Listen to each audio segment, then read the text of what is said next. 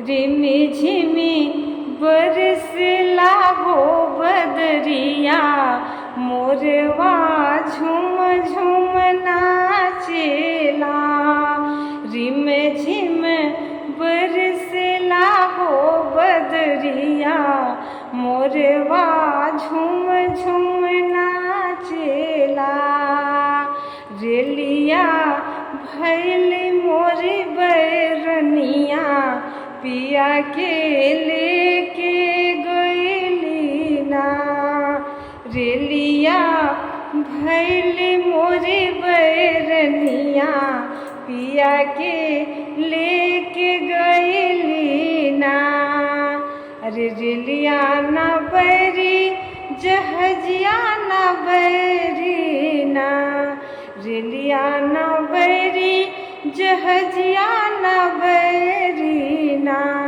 धना हो बैरी भैली नौकरिया, हमके लेके गइली ना। धनी हो बैरन भैली नौकरिया, हमके लेके गइली ना। रेलिया भैली मोरे बैरनिया, पिया के लेके गइली ना। रिम झिम बरसला हो बदरिया, मोरवा झूम झूम नाचेला।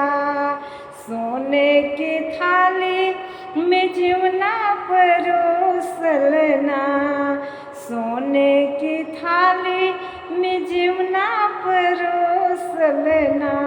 रेलिया भैली मोरी बैरनिया, पिया के लेके गइली ना। रेलिया भैली मोरी बैरनिया, पिया के लेके गइली ना।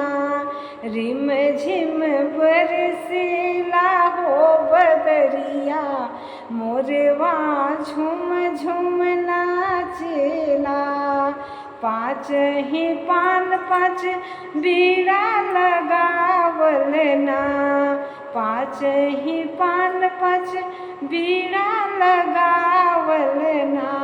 रेलिया भैली मोरी बैरनिया, पिया के लेके गइली ना।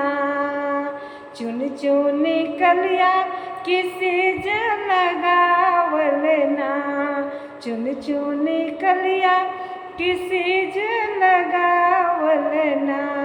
रेलिया भैली मोरे बैरनिया, पिया के लेके गइली ना। रेलिया ना बैरी जहजिया ना बैरी ना, रेलिया ना बैरी जहजिया ना बैरी ना।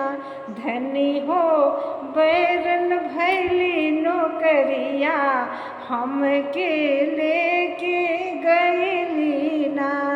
धनी हो बैरन भैली नौकरिया, हमके लेके गइली ना। नमस्कार दोस्तों, कैसा लगा कजली गीत? एक बार आप कमेंट बॉक्स में अपना राय ज़रूर लिखिएगा। प्यारे प्यारे अपने हाथों से एक लाइक ज़रूर कीजिएगा। फिर मिलते हैं कोई अच्छे से अच्छे कजली भोले बाबा का गीत के साथ। सावन के महीना में तो भोले बाबा का पूजा, भोले बाबा का गीत और कजली, यही तो चलता है। मेहंदी रस्म, ये सब तो बहुत ही शुभ मानी जाती है दोस्तों। तो फिर मिलते हैं, तब तक के लिए नमस्कार।